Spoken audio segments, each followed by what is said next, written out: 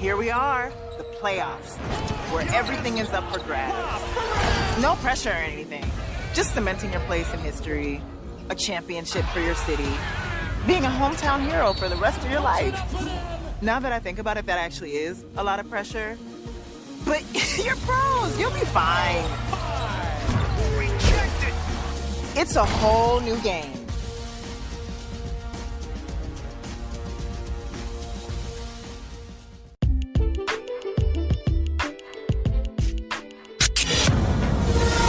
La radio qui vous parle de NBA, c'est Radio Off Basket. Le basketball, c'est mieux à la radio. Bonjour à tous et bienvenue pour ce nouvel épisode de Raptors versus Nets pour parler de ce match 4 du premier tour de playoff. Alors aujourd'hui avec moi, on n'a pas de fans, ils n'ont pas pu être disponibles aujourd'hui. Mais je vous ai quand même réservé un invité de premier ordre en la personne d'Antoine Bancharel. Salut Antoine. Salut Mike, je suis pas à Toronto mais ça m'aurait fait plaisir de te voir sur place. Pour vous présenter Antoine rapidement, Antoine est à New York, il couvre les Nets et les Knicks et les équipes de la région aussi pour Canal+ Africa, Basket Info et des journaux nationaux français aussi, Figaro et Ouest France. Alors Antoine, habituellement on a des fans, donc on leur demande pourquoi ils sont fans des Nets et tout ça. Bon, toi c'est pas pareil, mais je voulais quand même te demander, est-ce que en tant que journaliste local, tu es un peu fan des équipes que tu suis, ou est-ce que tu as su rester assez neutre par rapport à ces équipes-là? Pour tout te dire, moi en tout cas je suis fan des Raptors. Ouais, je sais. Bah en fait, t'as forcément une affection. Parce que tu les suis, surtout, je sais pas si tu es un petit peu détaillé à tes auditeurs, mais en tant que journaliste NBA, on a accès aux vestiaires, etc. Donc on finit par bien connaître les joueurs, les gens qui travaillent autour et tout. Donc tu respectes plus ou moins la franchise, certains joueurs, certaines personnalités, etc. Et donc ouais, tu développes une affection et pareil autour des fans, quoi. Tu discutes forcément avec des fans qui en plus de ta position te demandent plein de questions, machin, tout ça et voilà que tu vis un peu le truc qu'ils vivent, mais sinon je suis pas particulièrement fan des Knicks ou des Nets en particulier, non. Mais t'as toujours un petit truc pour eux forcément, ouais. Parfait. On va tout de suite lancer l'émission comme d'habitude. On va revenir sur le match 3.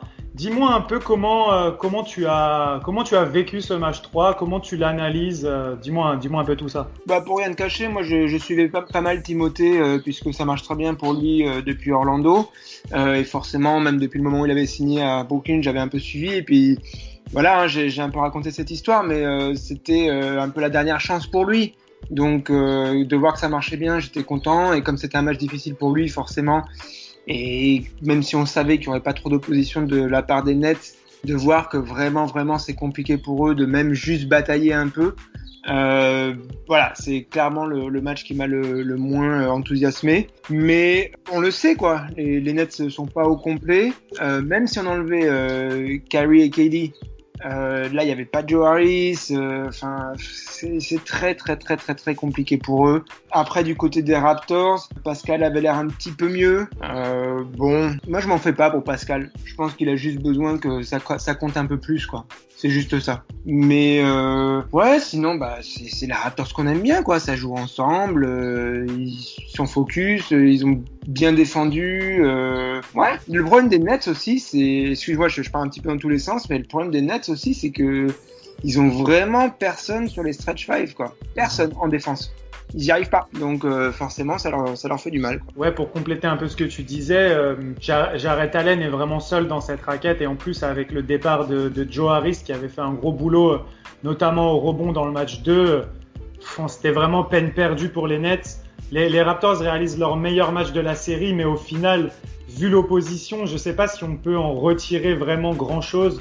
Je pense qu'on va vraiment voir de quoi sont capables ces Raptors à partir des demi-finales de conférence où ça va vraiment se corser. Après, c'est bien, l'équipe engrange de la confiance. Nurse peut faire jouer un peu son banc, donc tout est positif. Mais pour l'instant, moi, je tire pas de grands enseignements de ces matchs des Raptors parce que malgré tout, les Nets, avec tous les absents, et quand tu vois leur banc, c'est un banc de G-League, quoi. Donc, Donc c'est un peu logique au final. J'ai envie de dire heureusement que les Raptors ne galèrent pas contre ces Nets. Sinon côté Toronto, on pourrait s'inquiéter justement. On va rentrer direct dans ce match 4. Pour toi, quelles seraient les clés pour les Nets pour peut-être arracher un match, pour éviter le sweep? On rappelle que les Raptors n'ont jamais sweepé dans leur histoire quand même. C'est la première fois qu'ils mènent 3-0 dans une série. C'est assez inédit pour eux. Et pour toi, du coup, comment les Nets pourraient éviter ce sweep? Alors déjà, en défense, il faut qu'ils trouvent cette solution, ce qui est surtout le stretch 5, quoi, pose un problème. Et franchement, c'est juste, il faut absolument qu'ils rentrent un maximum de 3 points, quoi. C'est à petit peu près la seule chose que la défense des Raptors lâche un petit peu de manière constante.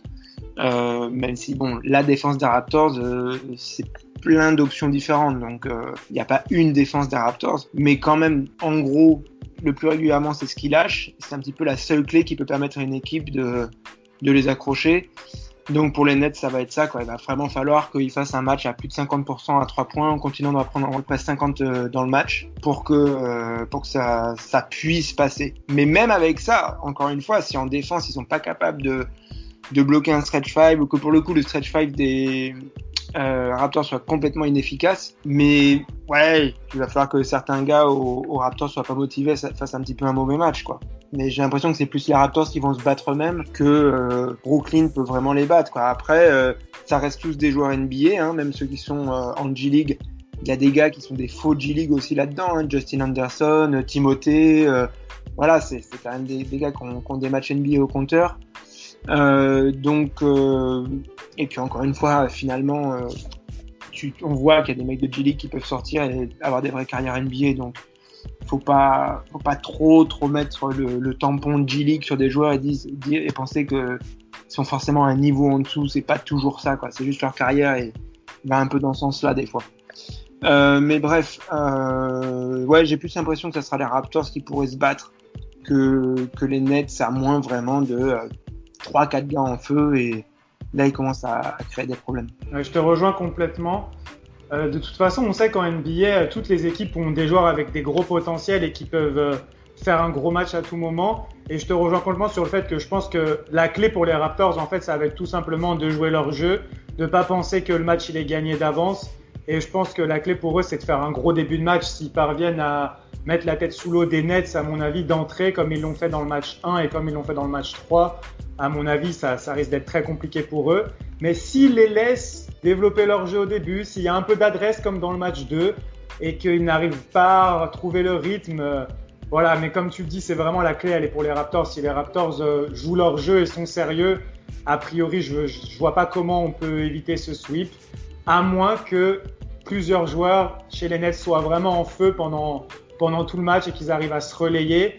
On va peut-être en parler justement après dans les potentiels facteurs X. Qui peut être ce joueur en feu ou plusieurs joueurs en feu qui peuvent peut-être faire une différence. Juste avant ça, quel duel toi tu vas suivre en particulier? Quel duel au singulier ou au pluriel vas-tu suivre dans cette rencontre? Quels sont les duels qui pour toi peuvent être la clé côté Nets? Peut-être l'intérieur. C'est toujours un peu la même question, hein. Je pense dans le sens le même sujet, quoi. C'est Jarrett Allen sur Ibaka, voir sur Gasol un peu ce que ça va donner. Même si en fait les Nets veulent laisser shooter Marc Gasol à 3 points. En gros, leur plan de jeu c'est ça, hein. C'est bloquer un max surtout du côté de la raquette et essayer bien sûr, vu que quand même Toronto peut enfiler pas mal de 3 points, de les bloquer de ce côté-là, mais surtout se démerder pour que Marc Gasol shoot à 3 points au maximum, quoi. En gros, c'est un peu l'idée, et très très peu de turnovers, parce que s'ils font des turnovers, déjà en général, hein, on essaie d'éviter les turnovers, mais surtout on sait que les Raptors, bon voilà, quoi, c'est un peu comme dans Jurassic Park, quoi. T'as les Velociraptors qui dévalent la vallée et puis tu peux rien faire, quoi. Donc ils vont surtout bloquer ça. Mais dans les duels aussi, ouais, est-ce que Timothée peut apprendre à défendre sur un gars du calibre de... je suis un peu obsédé par Timothée en ce moment, hein, je l'avoue et je l'assume. Mais est-ce qu'il peut justement apprendre un peu plus à lire un gars comme Pascal Siakam, quoi, parce que là on passe quand même à un autre niveau. Jacques Vaughn l'a beaucoup utilisé comme un peu pitbull défensif, en tout cas première option défensive, surtout sur les mecs normalement à l'extérieur.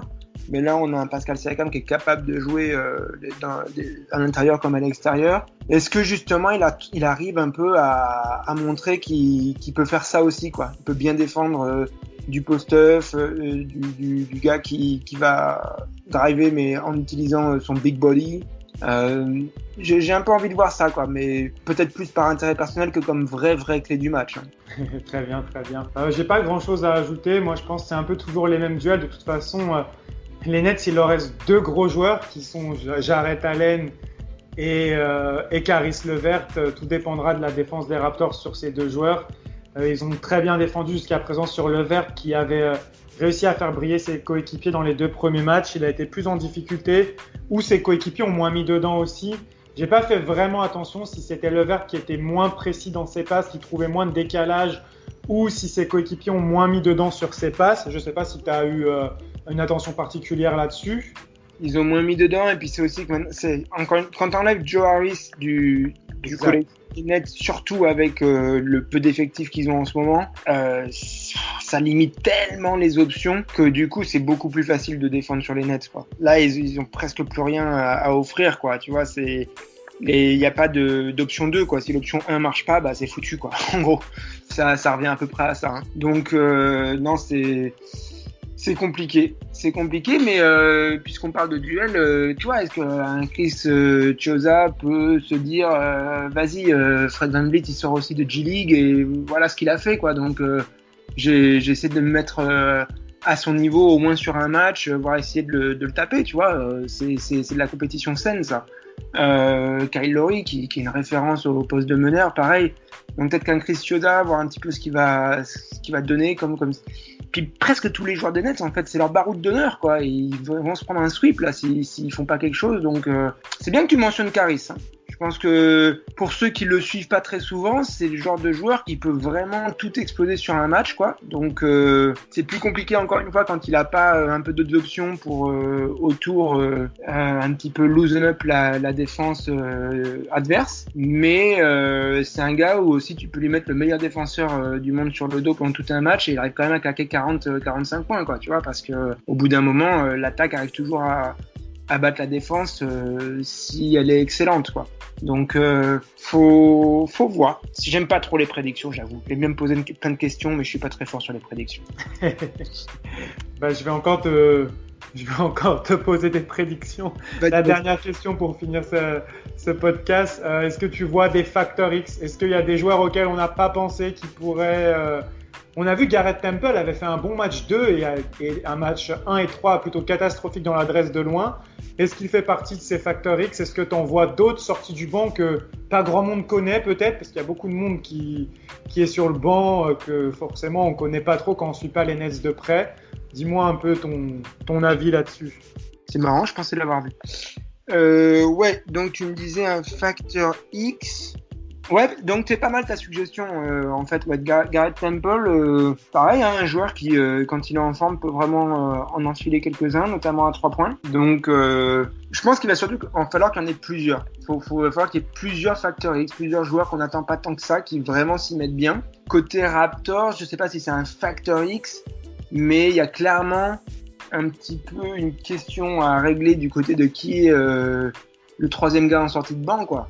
Ouais, le numéro 8 dans la rotation. Ouais, voilà, donc Wendell Hollis-Jefferson face à son ancienne équipe, est-ce qu'il va vouloir un petit peu marquer le coup et puis se détacher pour le reste des playoffs? Terrence Davis, bon voilà, pareil, quoi, il a les mêmes ambitions, donc on a envie de suivre ça un petit peu de près, je crois. Même si la question pourrait se reposer encore une fois derrière, mais clairement, s'il y en a un qui prend une option sur ce match, il prend une option sur le reste des playoffs. Qu'est-ce que ça implique là?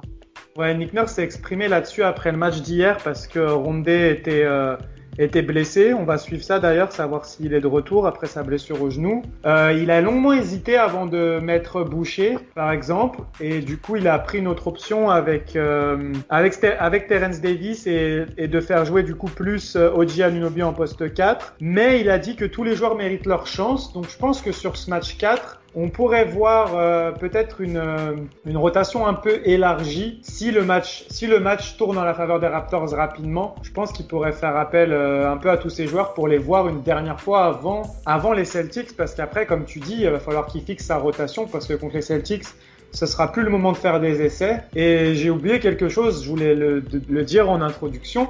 Nick Nurse a été élu coach de l'année, c'était l'info du jour. On a oublié de commencer par ça. Donc nos félicitations à Nick Nurse.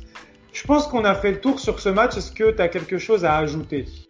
Si tu veux, on peut parler un peu de Chris Boucher. J'aimerais bien en parler un peu avec toi parce que je l'ai pas vu énormément cette année, enfin pas autant que toi forcément. Donc je voulais voir, je sais voilà qu'il a fait des vraies sorties, que s'il continue sa progression. Qu'est-ce qui lui manque au final ? C'est sa régularité, qu'est-ce que tu vois qui doit un petit peu rajouter notre ami Chris ? Ben pour l'instant, c'est compliqué parce que malheureusement, Nurse, il fait tourner Ibaka et Gasol sur le poste 5. Ça, c'est figé. Et pour l'instant, Rondé a vraiment la main mise sur le poste 4, sur la rotation au poste 4. Sachant que Boucher, cette année, joue plus en 4 qu'en 5, quand tout le monde est là. Mais je sais pas ce qui lui manque au final, parce que honnêtement, moi, je suis un grand défenseur de Chris Boucher. Si tu écoutes les podcasts précédents, j'ai toujours milité pour plus de temps de jeu pour Chris Boucher, qui assure. En plus, il a réussi à prendre du poids pour la première fois de sa carrière. Il a réussi à prendre 7 kilos pendant la coupure. Il se sent vraiment à l'aise avec son corps maintenant, il va plus au contact. Bon, il reste léger malgré tout, c'est peut-être ça qui lui fait un peu défaut, alors qu'il est plus grand qu'un Rondé, mais Rondé reste plus puissant.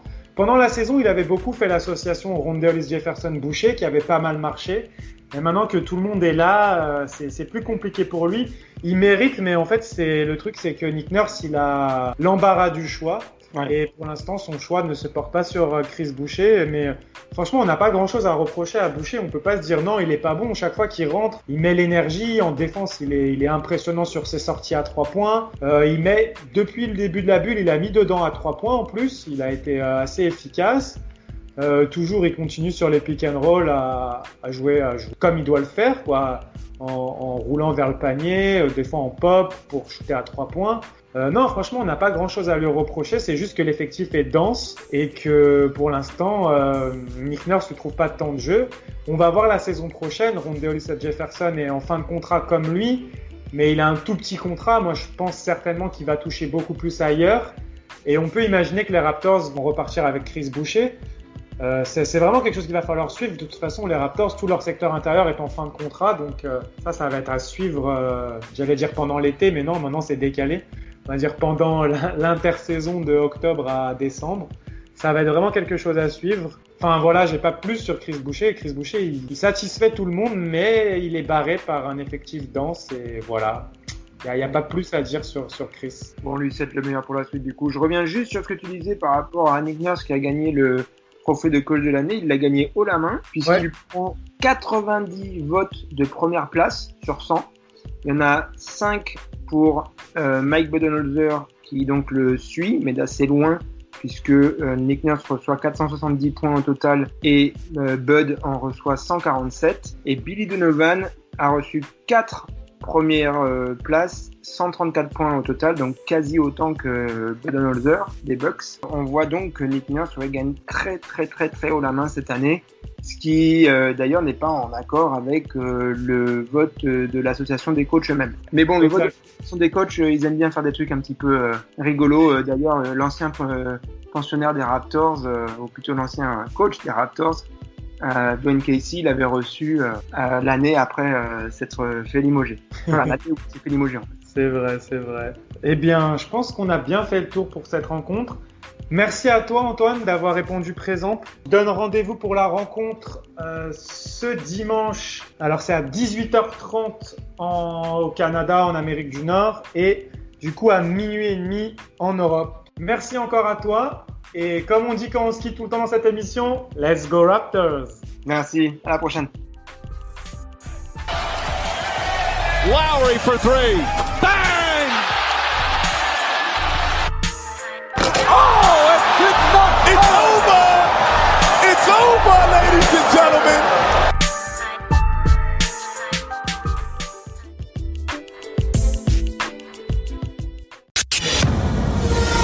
La radio qui vous parle de NBA, c'est Radio Off Basket. Le basketball, c'est mieux à la radio.